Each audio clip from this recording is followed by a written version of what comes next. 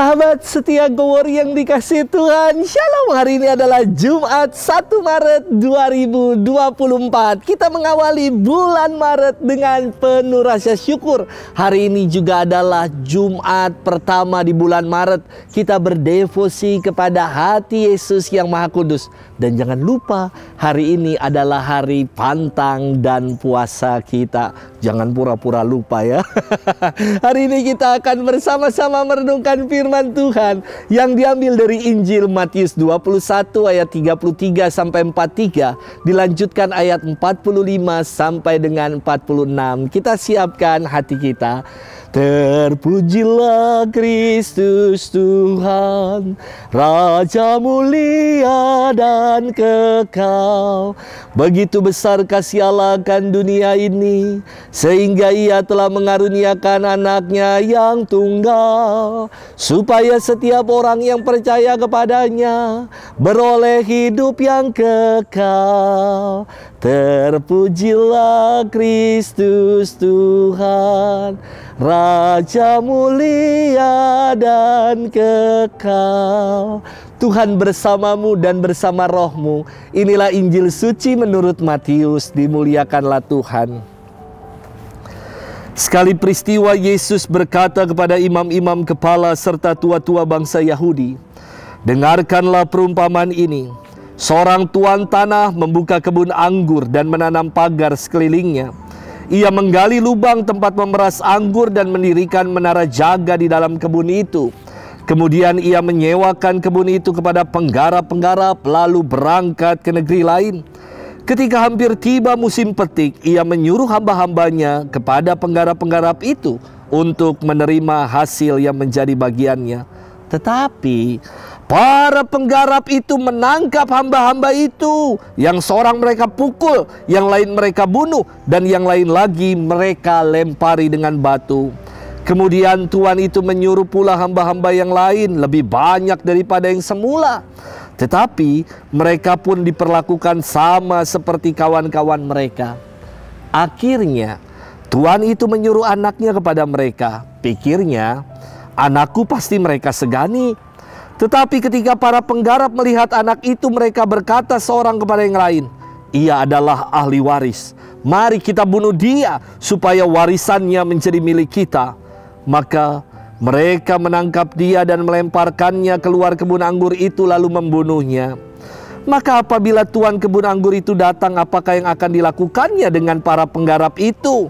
Kata imam-imam kepala dan tua-tua itu kepada Yesus, "Ia akan membinasakan orang-orang jahat itu, dan kebun anggurnya akan disewakannya kepada penggarap-penggarap lain yang akan menyerahkan hasil kepadanya pada waktunya." Kata Yesus kepada mereka, "Belum pernahkah kamu baca dalam kitab suci, batu yang dibuang oleh tukang-tukang bangunan telah menjadi batu penjuru? Hal itu terjadi dari pihak Tuhan, suatu perbuatan ajaib di mata kita. Sebab itu aku berkata kepadamu, kerajaan Allah akan diambil daripadamu dan akan diberikan kepada suatu bangsa yang akan menghasilkan buah kerajaan itu." Mendengar perumpamaan Yesus itu, imam-imam kepala dan orang-orang Farisi mengerti bahwa merekalah yang dimaksudkannya. Maka mereka berusaha menangkap dia. Tetapi mereka takut kepada orang banyak, karena orang banyak itu menganggap Yesus nabi. Demikianlah sabda Tuhan. Terpujilah Kristus. Sahabat setia Go Word yang dikasihi Tuhan, Shalom. Ada istilah orang Betawi yang mengatakan capek hati ngadepin orang yang bebal. Dikasih tahu tetap ngeyel dan so pinter sendiri. Hanya bisa elus-elus dada sambil ya udahlah. Sahabat setia Go Word yang dikasihi Tuhan, firman Tuhan hari ini berkisah tentang perumpamaan penggarap-penggarap kebun anggur. Yesus memberikan perumpamaan ini kepada imam-imam kepala serta tua-tua bangsa Yahudi, supaya mereka sendiri yang memetik dan menemukan makna dari perumpamaan ini. Dikatakan begini dalam perumpamaan, ada seorang tuan tanah yang baik dan punya kebun anggur. Lalu ia mengajak para pekerja-pekerja untuk menggarap di kebun anggur miliknya. Kini tiba waktunya musim petik. Lalu tuan ini mengutus hamba-hambanya untuk menerima hasil dari kebun anggurnya. Hamba-hamba itu malah mereka usir, dipukuli, dilempari dengan batu, bahkan dibunuh coba. Kemudian tuan ini mengirim anaknya sendiri karena ia berpikir anaknya pasti akan disegani. Dan ketika anaknya datang kepada para penggarap, malah para penggarap yang tidak tahu diri itu segera menangkap anak itu, membunuhnya. Sebab mereka berkata, dia inilah ahli waris. Sungguh gak tahu diri kan?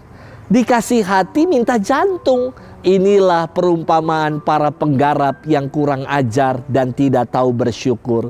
Sahabat setia Gowor yang dikasihi Tuhan, kita diajak untuk bercermin melalui perumpamaan ini.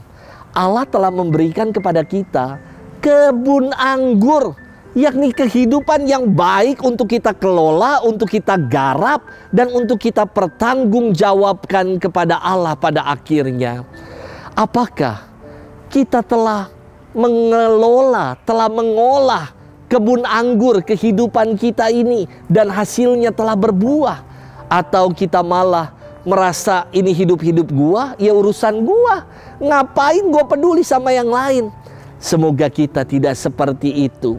Bertobatlah selagi sempat dan sebelum terlambat. Tuhan selalu menanti kita untuk berbuah dalam hidup ini. Mari kita olah kehidupan ini, kebun anggur yang Tuhan percayakan ini, dengan penuh rasa syukur dan dengan penuh bertanggung jawab. Selamat bermenung dan Tuhan memberkati kita selalu. Dalam nama Bapa dan Putra dan Roh Kudus. Amin.